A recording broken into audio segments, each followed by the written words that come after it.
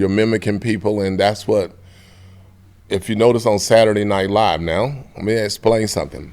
I auditioned for Saturday Night Live during the time that Eddie Murphy did.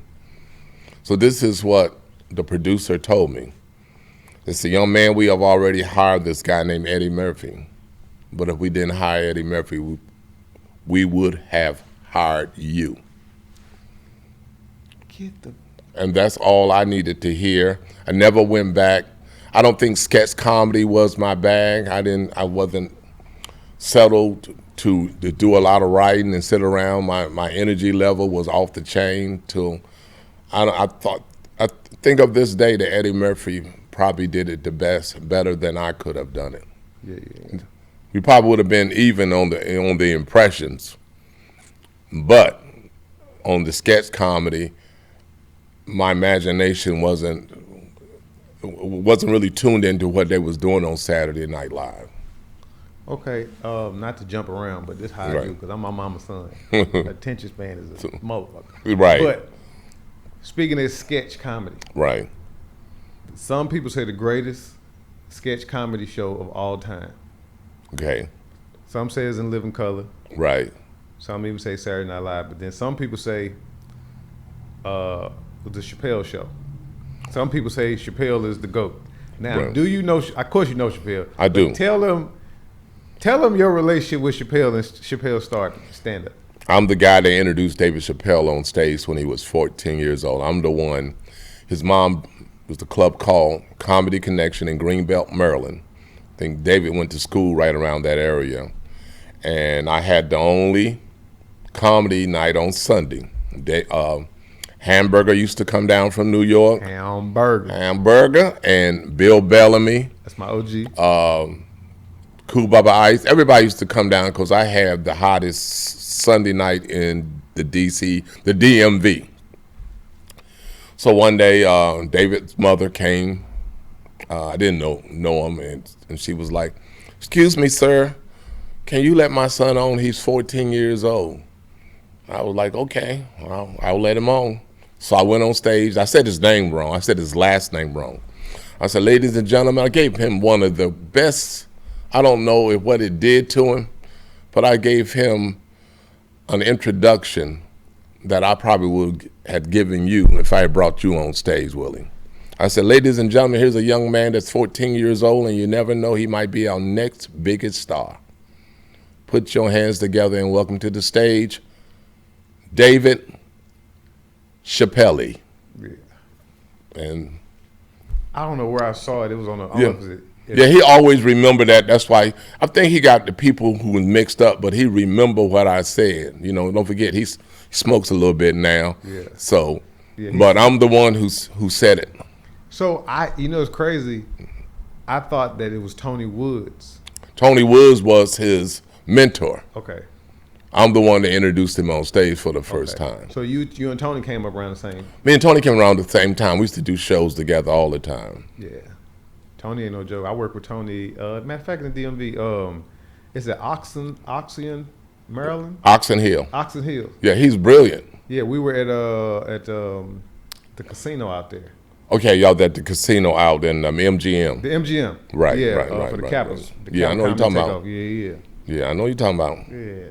See, that's the crazy thing, bro. Right. Like, people talk about the cities that produce the best stand-up. Oh, we have the far by. We have the leading. We are the Mecca. Look, you see how they do it? And it's what you're supposed to do. It's ethnocentrism. Because I told somebody before, because sometimes people say Chicago. Right. And I'm a Chicago comedian because DC. I came up in Chicago. Right. But then you stop and you think, because I'm from St. Louis. I'm from East St. Louis. And you be like, okay, arguably the greatest comedian ever is Richard Pryor. Not Richard Pryor. I didn't mean Richard. I love Richard, but one of my favorite probably ever above Richard would be Redd Foxx. Okay, Redd Foxx. Dick Gregory. So go ahead. Redd Foxx, Dick Gregory, from St. Louis. Okay.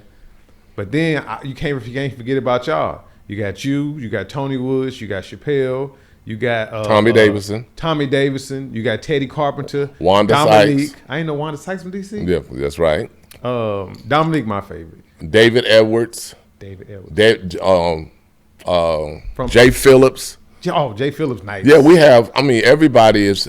They actually have a documentary called The Mecca. Coco Brown. Yep, Coco Brown. It goes on and on, bro. Yeah, DC ain't. Willie, it goes on and on. And guess what? I have the only comedy night there. So I have the only night that people came to. They had Garvin's and they have the Comedy Cafe, but I have the only comedy night. And I used to do all the Def Jam auditions. They gave me the rights, Bob Sumner. They gave me the head of all the auditions in DC. What year did you do that? You did your first season? I didn't get to do the first season, and then I did, before Martin left, I did it. Okay. I think I did like the second year, but I did all the auditions. Just like Star Search. When I was on Star Search, I had won. They came to town to audition everybody. I won to be on Star Search. Mm-hmm. They told me, they said, you won, but you had too many credits. You don't perform with Prince. You don't perform with all these people, so you can't, they went with somebody who didn't have that much credit. Then later on, I went on Star Search and got a perfect score. On Star Search, I got a perfect score. Was that filmed in D.C.? No, it was filmed in Hollywood. Okay. Damn. So you did that. I remember seeing you on Def Jam. I did Def Jam. I did the first comedy special on BET. It was called Black History Month, niggas. And this ain't even February. It wasn't Comic View. It was the BET comedy special hosted by Robin Harris. It was me, Robin Harris, Louis Diggs, Ronaldo Ray. Ronaldo Ray, he's passed away. And they actually have a documentary that it will be seen in Las Vegas, Juneteenth, the Ronaldo Ray story. Where is he from? He's not from St. Louis, is he? I always seen him out in California, so I really don't know. Yeah, he was a monster. Him and Rodney Winfield. Right now, he's from here. Yeah, that's my dog. Yeah. And I could tell you some stories about Rodney. Give me one. Can you do one? He had a gout, and his ankles used to swell up real big, and he used to go, Chris and everything and everybody and talking and everything. We used to try. I can't tell you everything because I'm kind of like this. What happens in Vegas stays in Vegas. Yeah. You know what I'm saying? But I've been around a lot of them who passed away. Robin Harris.